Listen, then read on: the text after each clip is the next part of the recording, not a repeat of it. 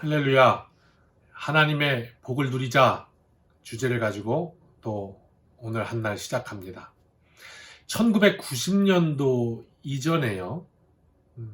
1920년부터 시작해서 소비에트 연방이라는 나라가 계속되면서 이 세계에는 두 열강, 거대한 축이 있었죠. 그게 이제 미국과 소련이었죠.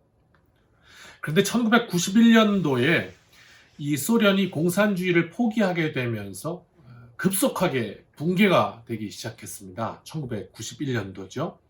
그래서 이제는 그 소련이라는 존재는 이제 역사 속으로 사라지게 되었습니다. 지금 젊은이들은 소련 그러면 잘 모를 수도 있죠. 이와 마찬가지로 소련이 역사 속에 사라진 것처럼 애굽이라는 나라가 있었습니다. 당시 소련과 마찬가지로 세계 최고의 강대국이었던 나라가 바로 이집트, 애굽이었습니다. 이 애굽의 왕이 바로였는데 이 바로 왕은 지금도 파라오라는 말이 잘 쓰고 있지 않습니까? 이 바로라는 말은 사람이 아니라 신으로 여겨졌던 그런 존재였습니다. 왕인데 사람인데 당대 최고의 군사력을 지녔던 애굽, 그리고 그 땅의 이스라엘 백성들은 이제 그 땅의 노예로 살고 있었습니다. 그런데 어느 날 모세라는 사람이 등장했고요. 또 이 최고 권력이었던 이 바로 앞에 딸랑 지팡이 하나 들고 와가지고 협상을 하자는 겁니다. 기가 막힌 일이죠. 말도 안 되는 일이죠.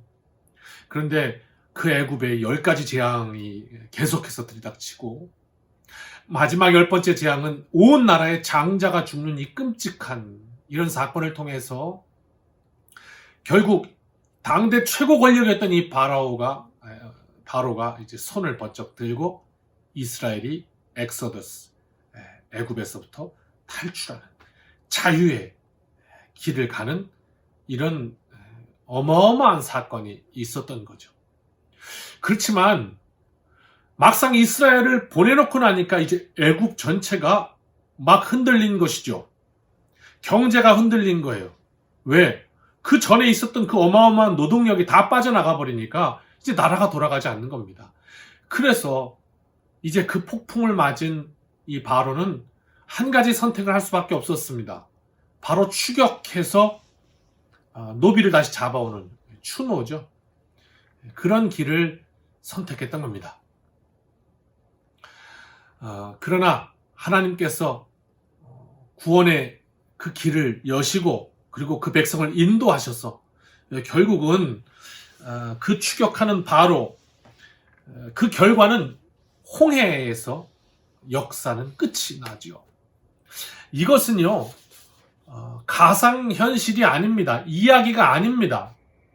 이 역사가 전해주고 있는 소련과 같은 실제 역사입니다. 시간차가 있긴 하지만 분명 애굽은 소련이 붕괴된 것처럼 그렇게 이스라엘 민족을 잡으려고 추격하다가 홍해에 그 어마어마한 모든 당대의 최고 군사력을 다 홍해 바다에 갖다 집어넣었습니다.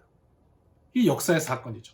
그리고 그 사건을 계기로 국력이 쇠퇴되면서 결국 애굽도 이제 역사 속으로 이렇게 들어가게 된 것입니다. 오늘 사건은 이 말씀은 이것을 이제 말씀하고 있습니다. 32절입니다. 내가 있기 전 하나님께서 사람을 세상에 창조하신 첫 창조물이 있은 아담 때부터 시작해서 지금까지 한번 좀 돌아봐라 역사를 상고하라 이렇게 말씀하죠. 하늘 이 끝에서 저 끝까지 이렇게 큰 일이 있었느냐, 이런 일을 들은 적이 있느냐. 하나님의 구원의 역사, 세계 최고의 열광을 바닷속에 수장시키시는 그 하나님의 손, 권능의 팔, 펴신 팔 있었느냐 묻고 있는 거죠. 33절 어떤 국민이 불 가운데서 말씀하시는 하나님의 음성을 너처럼 듣고 생존하였느냐. 이제 다음 말씀하시는 거 오늘 두 가지예요. 이 애굽에서 탈출한 사건, 그리고 모세가 이제 불 가운데서 하나님의 십계명을 받던 사건, 이 두 가지 말씀하는데, 이 불붙은 떨기나무 가운데 그러나 가만 보니까 타지 않는 그 불 가운데서 말씀하시는 하나님의 음성. 그저께 말씀 전했죠. 하나님은 소멸하시는 하나님이라. 불 가운데 말씀하시는. 열왕기상 18장을 보면요, 거기에는 엘리야가 갈멜산에서 하나님 앞에 부르짖으며 하나님을 찾을 때 그 제단에 불로써 임하셨던 그 하나님의 역사를 기록하고 있습니다. 또 역대하 7장을 보면 솔로몬이 성전 봉헌식을 할 때 하나님 앞에 간절히 기도할 때 하나님께서 그 제단 위에 불로써 태우셨던 그 사건을 기록하고 있습니다. 소멸하는 불이신 그 하나님 앞에 그를 대면하고 살 수 있는 사람이 있는가? 은혜 없이 살 수 있는 사람이 있는가? 그렇게 말씀하는 것이죠. 그렇습니다. 그리고 34절과 35절 말씀합니다. 어떤 신이 와서 시험과 이적과 기사와 전쟁과, 다 홍해 사건입니다. 강한 손과 편팔과 크게 두려운 일로 한 민족을 다른 민족에게서 인도하려는 일이 있느냐? 이는 다 너희 하나님 여호와께서 애굽에서 너희를 위하여 너희의 목전에서 행하신 일이라. 이것을 내게 나타내심은 여호와 하나님이시요 그 외에 다른 신이 없음을, 하나님밖에 안 계심을 내가 알게 하려 하심이니라. 이렇게 말씀하고 있습니다. 애굽 사건이죠. 즉 말씀은 오늘 두 가지를 말씀하십니다. 다시 정리하면 하나는 출애굽, 이스라엘에서 구원해 내신 것, 다른 하나는 신의 산에서 하나님께서 그 계명과 십계명을 주신 것, 불 가운데 나타나신 것, 이것입니다. 즉 구원의 하나님, 그리고 그 하나님께서 우리에게 규례와 법도를 주셔서 그렇게 살게 인도하시는 하나님, 이것이었습니다. 자, 보십시오. 하나님은 말씀하십니다. 그리고 행동하십니다. 이 두 가지입니다. 구원하십니다. 그리고 인도하십니다. 이 애굽에서 끄집어내셨습니다. 그리고 불기둥, 구름기둥, 만나와 메추라기로 인도하십니다. 홍해에서도 홍해를 가르시며 인도하십니다. 이것입니다. 말씀하시는 하나님, 행동하시는 하나님. 그래서 어떻게 해요? 39절 40절입니다. 그런즉 너는 오늘 위로 하늘에나 아래로 땅에 오직 여호와는 하나님이시요 다른 신이 없는 줄을 알아 명심하고, 날마다 고백하라는 겁니다. 오늘도 하나님밖에 안 계십니다 하는 것 말이죠. 그리고 40절, 오늘 내가 너에게 명령하는, 말씀했으면 행동하시는 하나님입니까? 그 여호와의 규례와 명령을 지켜라. 너도 말씀을 듣고 행동하라, 그 말입니다.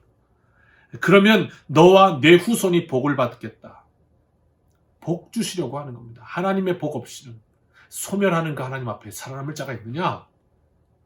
내 하나님 여호와께서 내게 주시는 땅에서 한없이 오래 살리라. 생명의 삶이 되리라. 영원까지 하나님께서 너를 인도하시리라, 그 말입니다.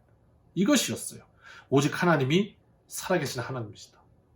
그런데 이건요, 보십시오. 하나님은 말씀만 하시지 않습니다. 행동하십니다. 그러니까 역사를 통하여, 말씀을 통하여 우리가 듣고, 또 우리가 살면서 행동하시는 하나님이 우리의 삶 속에도 역사하시기 때문에 오늘도 내 삶을 주장하시고 인도하시고 지키시고 보호하시는 그 하나님, 그겁니다.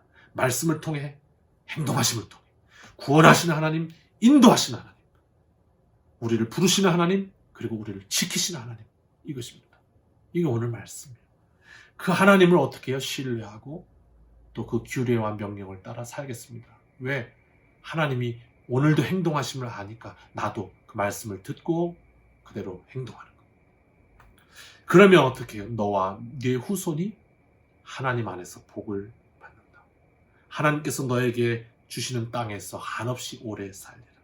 영원한 생명의 삶을 보장하시는 겁니다. 오늘도 말씀 의지하여 하나님 앞에 복을 누리고 오늘의 삶 속에서도 그 행동하시는 하나님 만나는 능력의 이 한 날, 생명의 날 되시길 주님 이름으로 축원합니다. 할렐루야.